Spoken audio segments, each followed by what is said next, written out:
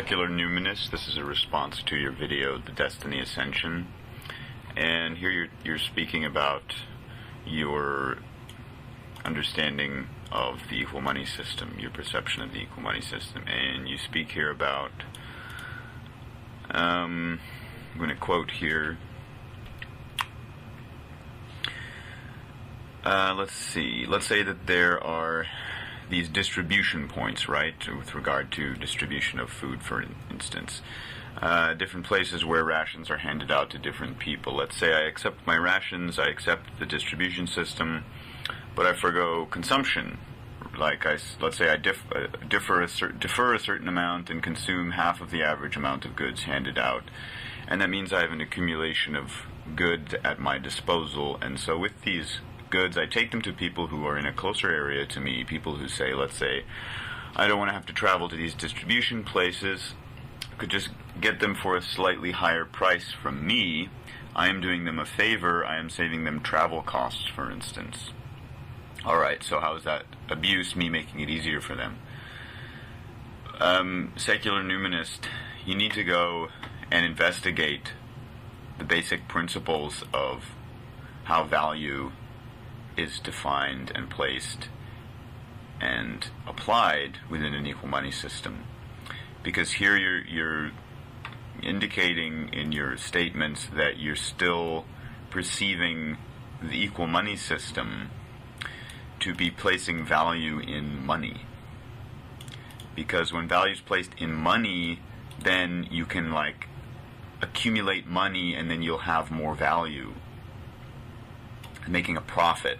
The equal money system, in the equal money system, you will not need to make a profit. You will not be able to make a profit off of what someone needs, because people will have what they need. Okay? For example, there will be no travel cost, no travel expense. These are some fundamental points that you're not getting here.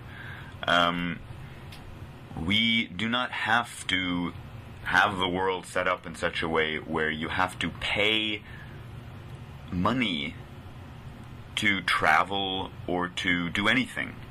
It's not necessary, okay? It's based on a system of value placed in separation of ourselves as the beings that's actually here in this world, needing to utilize what's here. So you need to go and investigate the basic fundamental principles of equality and oneness upon which the equal money system is based. The principle of ourselves as life, as that which has value. And transportation and distribution of food and other things like technology, clothing, cars, it won't have anything to do with how much money you have and having to budget expenses. That won't exist in an equal money system. No budgeting will exist. No expenses will exist. It is not the current system in any way whatsoever. Money in the equal money system is not as it is in the current system at all. It is a completely different type of system. Okay? Now, to understand, to be able to see, what we're doing is we're taking the basic principle of equality and oneness, and ourselves as life, as value, and then within that looking at what is best for all as equal and one, because we're all equal and one in value as life here. And we're taking this simple principle and then looking at the equations of how do we, and you can start doing this for yourself. This is what we're in the process of doing. Taking this principle, this common sense principle of obviously this is what any system must be based on. Otherwise, it's neglecting someone or something. It's leaving someone out of the equation. So what you first need to do is get an understanding of the basic principle upon which the system is based. If you don't have that understanding of the common sense that we're all equal and one as life, as that which has value, then you're not going to get it. You're simply not going to get it. You're going to, because human beings have been conditioned to perceive and think about value and money and systems in the context of the logic of the current system, not in the context of the individual actually applying common sense within the common sense recognition and self-realization that we are all equal in one as life. That's not something that is taught in school, that's taught in economics, or that has ever been actually recognized by human beings before. So that is what is, from a certain perspective, new about what we're doing. Equality and oneness isn't new, but our recognition of, oh, this is what we must recognize and what we must live within the consideration of in order to have a world that's not full of abuse and atrocities and people neglecting each other. So you need to go and really study the basic principles of destiny, because the basic principles of destiny is the basic principles of the equal money system. And then you need to go and for yourself start looking at the starting point of the functionality of money in this world, the functionality of people, the nature of making a profit in this world. What is that actually based on? What does another being having the ability to capitalize on another's needs, basic needs, what does that imply about the starting point that's being accepted and allowed? You need to go and ask yourself these questions. You need to go and study the system. This is what we're in the process of doing, okay? This is why the system is not implemented right now. It's because it's in the process. There's a lot that we're researching. What do we have? We have the basic principle that stands infinitely as that which is best for all. And this is what we are each applying within looking at ourselves and within looking at our relationship of ourselves to all other beings in the context of the current system. So we can see what, through my individual acceptances and allowances, am I giving permission to exist in terms of the functionality of the current system.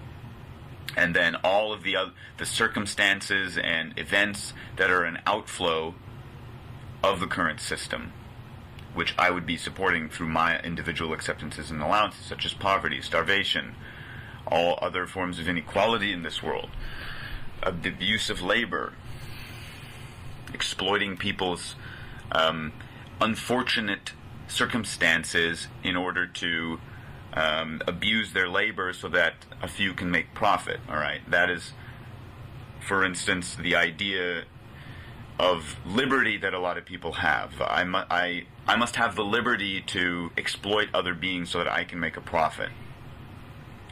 There's a vast amount of self-deception built into all of the current definitions of value, money, systems, living, labor, production, because human beings have been conditioned to accept the system. They have to be, because otherwise a few with all the money wouldn't be able to carry on without people questioning the system. So you need to go and familiarize yourself with the basic principles of destiny and start investigating these points for yourself. All right? Because you can answer all these questions that you have for yourself. What you're saying here, and all destiny haters, by asking these questions, is that you're not actually willing to, or apparently able to, comprehend the principle of considering and doing what's best for all. Because that's all you need to comprehend and start applying for yourself within investigating what's going on in this world, to be able to answer these questions for yourself. All right? So we're not going to be able to give you an answer to everything, because it's not about giving you an answer. It's about you taking responsibility, as we are,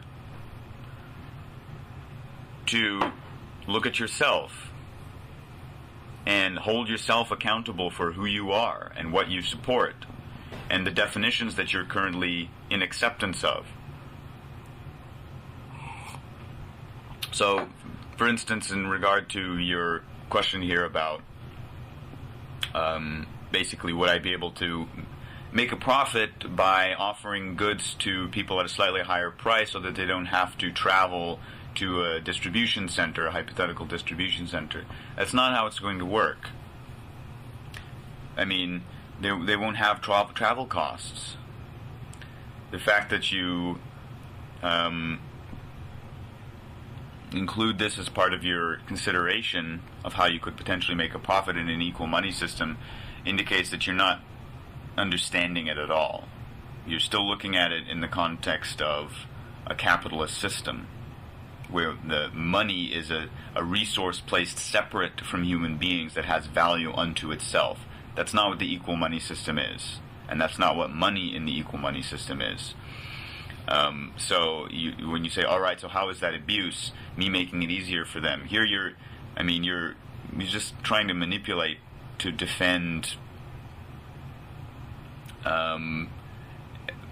making a profit, your idea of making a profit, and how that should be something that you have the right to do. But what you're not understanding is that in an equal money system, you won't need to make a profit. Needing to make a profit is an expression, is an indication, a statement of lack, of limitation. In an equal money system, you will be focusing on living and expressing yourself. I mean, if you want. I mean, if you really don't want to, then you can sit moping and pouting, wishing that you didn't have what you need so that you could go and find ways of making profit. And again, it's been explained. I mean, if you want more, for instance, if you want luxury items, that will be part of this. That will be part of this. Part of the system will enable you to, through your own taking responsibility to work for more, be able to get and have more. But it's not through making a profit off of other human beings. That's not how you will get more. And there will be no point to just getting more money, because that money won't exist. That just won't exist. Money won't exist as it does in the current system. So your question doesn't really apply to the equal money system. I mean, the easiest way to remove the abusers of money in this world is to take away the actual ability to abuse money, by changing money from something that has value, that if you then accumulate money, you yourself have more power because you have more value in your possession. When you remove that whole system, that becomes impossible to do. You cannot do that anymore. You cannot abuse money because that money will not exist to abuse.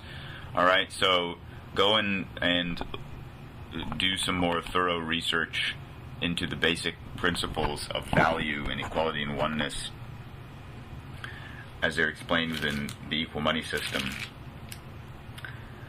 so that you can start answering these questions for yourself. Because that's what we're doing at Desteni. We're investigating, asking questions, and then answering them ourselves. And we're in a process of doing this. There's a lot of research being done. So if you're truly interested in a solution, you will apply yourself and take on some of these points. Alright? Take on some of these points and go and investigate the practical points. That is something that's required to be done. So don't just talk and ask questions. Go and, if you're truly interested in a solution, participate. That is what we are all at Desteni doing. We are breaking free of, through self-forgiveness, all kinds of extensive patterns and conditioning through which we've been so limited that we've not been able to investigate and take responsibility to answer these questions. Now we're able to begin doing that. So, if you're interested in a solution, it's time for you to take responsibility, stop your pre-programming, transcend your limitations, stand up for a new world that's best for all, and do your part.